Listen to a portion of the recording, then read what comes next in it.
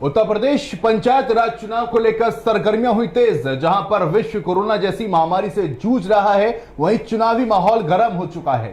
सरपंच चुनाव को लेकर उम्मीदवार रात दिन एक कर जुटेंगे वोट बटोरने में। वहीं साधना डिजिटल की न्यूज की टीम पहुंची है धरातल पर। क्या होंगे मुद्दे और मसले, क्या होंगे चुनावी वादे, जनता किसे चुनेगी गांव का मुखिया, कौन होगा गांव का भविष्य, जनता करेगी तय। देखिए चुनाव को लेकर क्या है गांव की कहानी, खुद उम्मीदवार की जुबानी। साधना डिजिटल न्यूज उत्तर प्रदेश। नमस्कार, गांव की सरकार में आप सबका स्वागत है। आज हम पहुंचे हैं ग्राम पंचायत उड़ेसर गजाधर सिंह। आज हमारे साथ प्रधान पद के प्रत्याशी के तौर पे महिला सीट होने के नाते उनके पति हमारे साथ आए हुए हैं शेर सिंह जी। जानना चाहते हैं किन मुद्दों को लेकर ये चुनाव मैदान में उतरे हैं। महिला सीट होने के नाते प्रत्याशी डोर टू डोर जनता के बीच में जा रहे हैं, जनता की समस्या सुन रहे हैं कि अगर जनता उनको प्रधान बनाती है क्या वो समस्या का समाधान करवाएंगे। जानते हैं क्या है गांव की कहानी, खुद प्रत्याशियों की जुबानी। सबसे पहले शेर सिंह जी स्वागत है। नमस्कार। नमस्कार। शेर सिंह जी, आपके गांव में चुनाव है, गांव की सरकार बनने वाली है। किन मुद्दों को लेकर ये सरकार बनेगी? विकास की बात करें, कौन कौन से विकास कार्य करवाने अभी बाकी है जो आज तक किसी भी प्रधान ने नहीं करवाए? गांव में साहब ऐसा है, हमारे में सारे विकास खाली पड़े हैं। कोई भी विकास आज तक नहीं हुआ है। जो विकास हुए हैं लोगों ने अपने जो विकास, जैसे जो गरीब लोग हैं उनका कोई भी विकास नहीं किया है।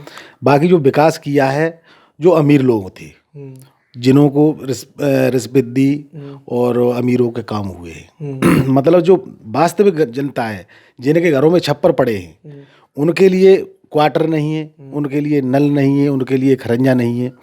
जो वाकई में मतलब पैसे वाले लोग हैं और जो गरीब लोग नहीं हैं उनके लिए सारी व्यवस्थाएं हैं। ये आरोप आप वर्तमान प्रधान के ऊपर लगा रहे हैं, सीधा सीधा आरोप जा रहा है प्रधान के ऊपर। अगर जनता आपको चुनती है तो आपके क्या प्रयास होंगे?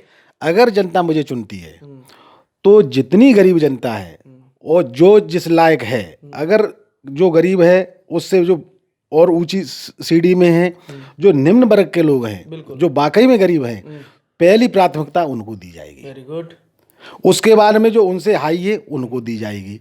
और जो कैटेगरी के अनुसार आप वो काम करेंगे। कैटेगरी के अनुसार जो वास्तविक समाज के हिसाब से जो काम होना है वो होना है। कोई जातिवाद नहीं चलेगा? नहीं, जातिवाद मेरे यहाँ कुछ नहीं है, क्योंकि मैं अपनी, जैसे मैं यादव हूँ बिल्कुल, और बाकी सारी जातियाँ मुझसे मिली हैं और मैं हर मतलब शुरू से ही हर जाति में मेरा प्यार रहा है, हर जाति का मेरे ऊपर प्यार रहता है। शेर सिंह जी, ये कहें कि धरातल पे देख के, आंखों से देख के ही विकास होगा?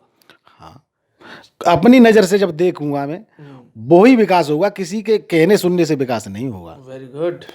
क्योंकि मुझे जनता में आया हूँ, जनता जब मैं आऊँगा जनता के सामने, जब जनता मुझे ला रही है, मेरी सरकार बनाएगी, तो मैं उन मुद्दों को लेके ही काम करूंगा जो कि वास्तविक होना चाहिए। बिल्कुल। किसी के कहने सुनने से नहीं, गुमराह करके नहीं करना है। जो जरूरी है वो ही होगा। समाज को बिठा के कोई अच्छा निर्णय लेना है तो सारे समाज को बिठा करके और उनको पूछूंगा, भाई ये पैसा आया है आपका सरकार से, ये कहाँ लगाना है, आप लोग सब लोग बताओ।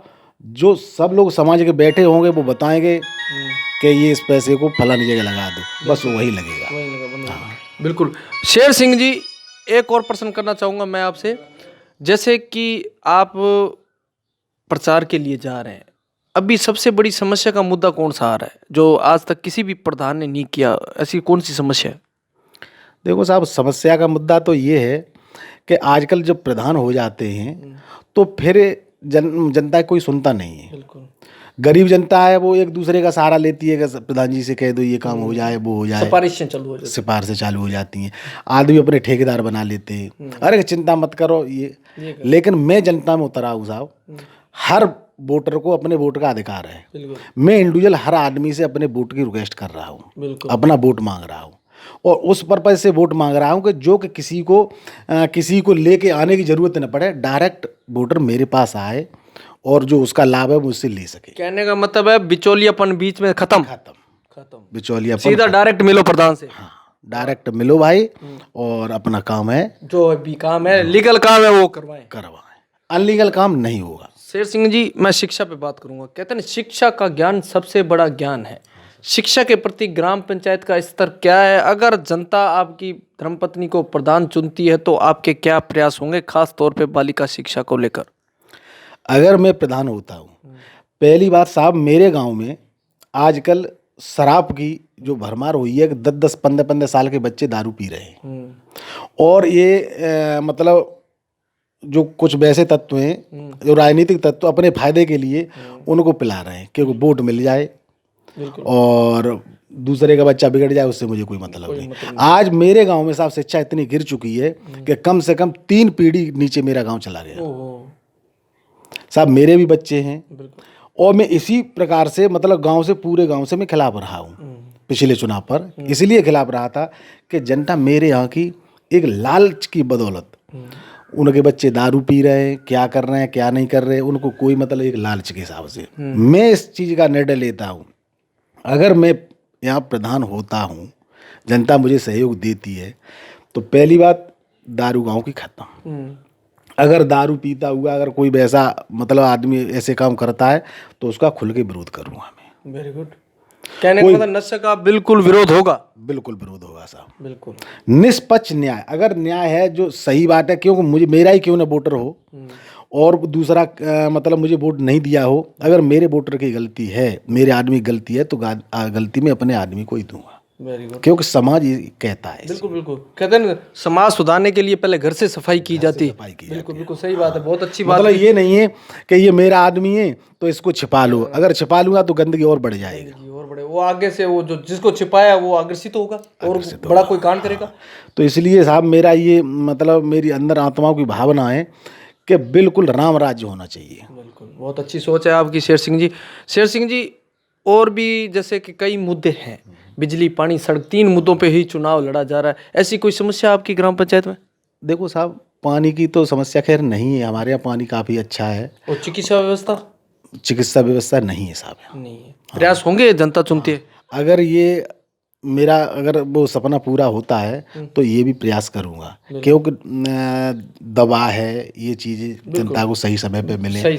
और सबसे ज़्यादा मेरा जो दिमाग या मेरा ध्यान जो चल रहा है वो मतलब शिक्षा के ऊपर चल रहा है। वेरी गुड, बहुत अच्छा है जी, शिक्षा। क्योंकि बच्चे जो नए नन्हे मुन्ने बच्चे हैं जो सामने आ रहे हैं तो आगे बढ़े, शिक्षा से ही देश आगे बढ़ रहा है। बिल्कुल सही, बहुत अच्छी सोच है आपकी। ये साहब मेरी सोच है।